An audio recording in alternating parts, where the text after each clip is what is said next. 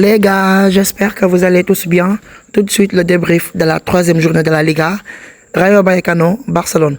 Donc les gars, il n'y a pas grand chose à dire parce que match bi tellement que c'était ennuyant, donc sans plus tarder, demain nous sur 11 de départ d'abord. On avait Yohan Garcia dans les cages. Cette fois-ci, Félix dafa tenter beneen duo ci charnière centrale bi muy Christensen ak Eric Garcia. Donc Araujo ak Kubarsi, ils étaient sur le banc. À côté Koundé moo nekkoon titulaire. Balde aussi moo occupé arrière gauche bi. En pivot, on avait Pedri et Franck de Jong. D'ailleurs, c'est classique. Devant on avait Lamine Yamal, Dani Olmo et enfin Rafinha. Ferran Torres moo nekkoon dans l'axe. Donc c'était la composition officielle pour affronter cette équipe de Rayo Vallecano.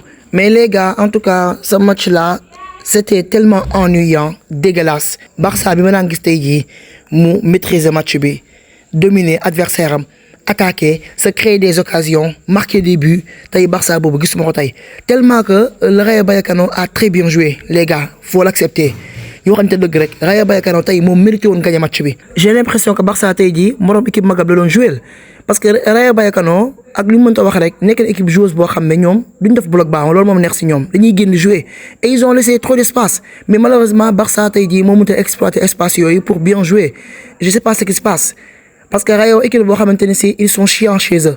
Ils sont capables de te fatiguer tellement, de te faire souffrir. On a beaucoup souffert. Surtout défensivement. Parce que la fois passée, entre Kubarsi et Araujo, c'était compliqué. Mais là, entre Eric Garcia et Christensen, c'est pire. J'ai pas dit qu'ils ont été trop mauvais, parce que le match était nul. Même Yohan Garcia, c'est mauvais match au bar. Mais pour Eric Garcia et Christensen, les gars, c'est un duo bi andul. Moi, j'aurais bien aimé nous boire Christensen et Kubarsi. Kubarsi, jouer à droite, tu les mieux placé que jouer défense gauche. Mais comme Kubarsi dernièrement, le niveau d'Awati, donc yon la ñu tek ko ci banc bi. Mais en tout cas les gars, certes Rayo Vallecano sen pelouse bi baaxul, mais loolu du lay. Mënuñu ko trouver comme excuse parce que Rayo Vallecano lu bon ils ont très bien joué. Mais Barça se défend la même chose que Rayo Vallecano, pourquoi pas un bon match. Donc li ma gën a naqari ci match mooy tellement que équipe bi xam na ne ci piège hors jeu bi tant que l'attaquant yi pressé wuñu maintenant ne piège hors jeu du marché waxoon naa ko la fois passée. Pour que piège hors jeu marché, il faut que attaquant yi mën presser haut.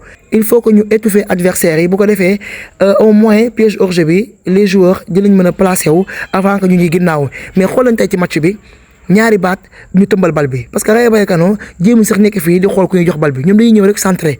Ça une centrer bal bi rek déjà kenn ci ñoom moo récupérer bal bi danger am. À 1 contre 1, 1 contre 2, j'en avais marre. Le moteur Rayo Vallecano, nous avons créé une occasion, nous avons joué au football. Nous, on ne faisait que défendre et souffrir et se faire prendre derrière. Donc c'était honteux, c'était un match dégueulasse, un match à oublier. Donc les gars, vous avez de grec, ce Barça-là, match bien joué contre Rayo. On a répété contre Newcastle. On va se faire taper, fesser comme de n'importe quoi, minimum 4-0. Donc j'espère que le match bien fait jouer ni, donc rejouer surtout contre les gros. Donc les gars, souvenez et Yohan Garcia. C'est ça l'importance d'avoir un excellent gardien. Barça mi ngi doga am gardien bu baax. Barça gëj na am gardien bu melni. Imaginez tey si c'était Ter Stegen tey ci moment yi, on aurait encaissé 4-0 wala au moins 4-1 wala 5-1. Mais gis ngeen Yohan Garcia, li may woné le mom, il est tellement là pour du sérieux.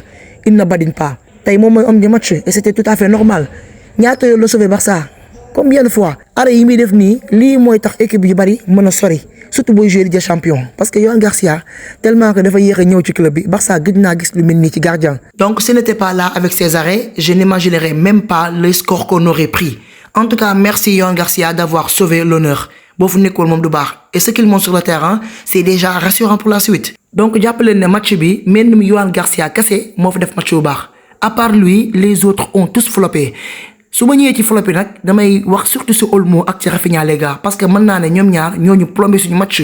Parce que Rafinha su ma njëkkee ci moom boo leen seetloo ci première action bi non lii moo tax égoïsme baaxul ci joueur.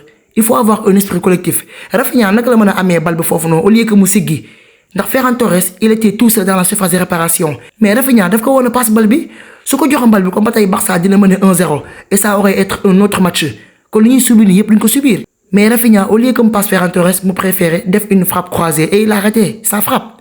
Léegi si beneen action bi nga xam ne amaan na ko foofu moom normalement daa war a frapper mais comme xam na ne ci première action bi daa woon a passe te passul moo tax deuxième action mu ne xaar ma passe alors que foofu daa woon a frapper far yàlla bi mu defee passe bi nag passe bi daa xaw a ëpp donc Rafinha attention il faut être généreux sur la balle soo waree def passe passal bul égoïste soo waree frappé nga frappé ndax genre match yi nii boo koy joué ku ci mel ne Rayo Vallecano mu nekk adversaire bu naqaree joué soo amee situation yu mel nii occasion yu mel nii da nga koy saisir bu ko yàq que ça soit yow nga dugal wala keneen dugal ku dugal baax na l'essentiel à nekk daal bu ñu amee occasion ne dugal mais yaay am yow la balle du 1-0 nga fexe ba raté ko nii. de même que Olmo ndax moom tamit mën naa ne moo gën a yàq suñu match parce que biñ demee ba mi-temps bi jot il avait la balle du 2-0 les gars Olmo il était tout seul amul benn défenseur bu ko mënoon a étouffer foofu noonu au lieu que mu prendre son temps daal di frapper nice moom mu jël bal bi daa koy frapper dans l'air yóbbu ko dans les tribunes Olmo les gars dernièrement on en parle parce que mun ñoo dépenser ci moom 60 millions d'euros depuis saison dernière mënut a fexe ba àgg ci hauteur bi nga koy xaar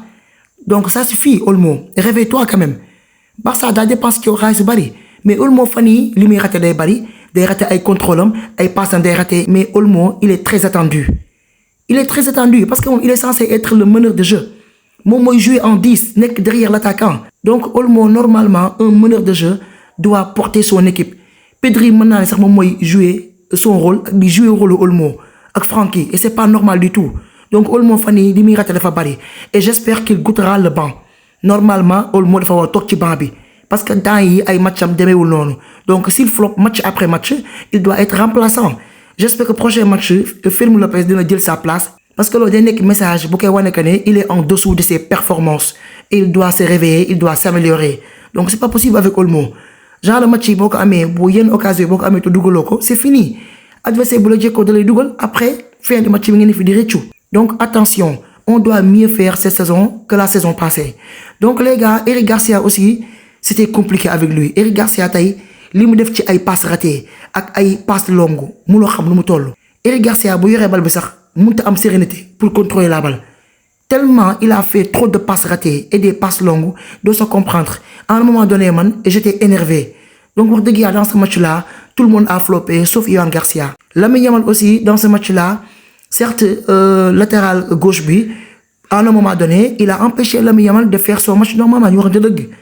Il a empêché Lamine Yamal tey daf ko étouffé mais Lamine Yamal tamit dafa war a xam mais cette saison il est trop attendu certes nag c'est le meilleur joueur du monde mais il est encore attendu et que il doit mieux faire même si fin de match bi wax na ko moom nee na tey jii leur attitude n'était pas bonne donc Lamine Yamal même fekkee ne latéral bi mi ngi dox sa kaw da nga waroon tenter il faut tenter beaucoup de dribble il ne faut pas être nonchalant parfois def ay passes en retrait malgré que tey son penalty il l'a eu et il a marqué son but et que penalty bi les gars maa ngi gis supporter Real yi di kaas naan y a pas péno même am na yenn supporter Barça yi xam ne jàpp ne y a pas péno mais man pour moi y a péno parce que Lamine Yamal bi mu yoree bal bi ci surface de réparation bi défenseur bi dafa dox ci kawam parce que ci poche bi la ko xaw a dóor et foofu y a contact ndax polémique bi fi mu jógee mooy tey VAR amu fi arbitre bi daa gis ne y a faute mu daa koy siffler donc l'arbitre je le comprends parce que amul VAR boo xamante ne si moom mooy indiwaat action bi pour vérifier si est-ce que y a penalty ou non donc pour moi y a penalty parce que contact am na. waaw ñi naan yàppaa pénoo nag peut-être ñoom seen xalaat la mais man gisuma loolu donc boo gisee tey match bi amul VAR loolu c'est pas à cause du Barça ni celui du Rayo mais c'est à cause de Tebas parce que Tebas les gars def ñoo yëpp mu yor championnat bu mel ne la Liga donc Rayo Vallecano ñu am pelouse bu naqaree joué nii pelouse bu dégueulasse muy seetaan loolu donc lii mu ma ci woon a jël ay mesures bu demee tey ba stade bi amul VAR peut-être loolu faute Tebas la parce que moom mooy président de la Liga c'est lui qui doit régler tous ces problèmes là. Stade bu dégueulasse nii benn équipe waru koo am di ci recevoir ay adversaires am c'est pas normal te ñu nekk ci championnat bu mag nekk ci première division donc en tout cas là dans ce match là le Barça a été perdu sur le terrain on n'a pas bien joué il y avait pas de justesse que des déchets techniques des contrôles ratés des passes ratées même attaque bi aussi il y avait pas trop de tentation attitude bi ak sawar bi tey gis nga ko sur le terrain donc c'est un match à oublier et j'espère que match yi di ñëw on va essayer de mieux faire. ndax gis ngeen ne trêve bi SA yi ñëw na bi moo nekkoon suñu dernier match avant la trêve donc ça permettra aux joueurs de mieux se reposer et que au retour de la trêve match yi li ñëw ñu mën a réveiller wu mën a mieux faire parce que match Ligue des Champions mi ñuy xaar contre PSG contre Newcastle et que performance yi ñu wane ni contre Rayo si on répète la même chose contre Newcastle à James Park wala contre Paris Saint-Germain on va se faire tabasser ça moom je vous le dis. Donc réveillez-vous les joueurs Hansi Flick j'espère que dina am lu bari lu mu améliorer ci défense bi parce que défense bu mel nii Barça am ko c'est catastrophique parce que défense bu mel nii c'est cataclysmique piège hors-jeu bi les gars marché tout comme ni mu daan doxee au début c'est compliqué. Donc Flick doit trouver des mesures pour essayer d'améliorer des choses défensivement quand même. Donc les gars, c'est pas grave. Certes, le Real Madrid, ils sont premiers du classement avec 9 points, 3 victoires sur 3 matchs. Nous, on a 7 points et on a 2 points de retard sur le Real, mais c'est pas grave car la saison est encore longue et que match yi ñi xal bari na. Et c'est sûr que le Real Madrid perdra des points également, tout comme le Barça. Donc loolu mom duma ci sax jaxlé. Donc ma yaxa sen avis dans les commentaires ngeen wax ma comment vous avez trouvé la performance collective du Barça. C'était tout pour ce débrief. Restez connectés sur ma chaîne. Prenez tout soin de vous et à très vite.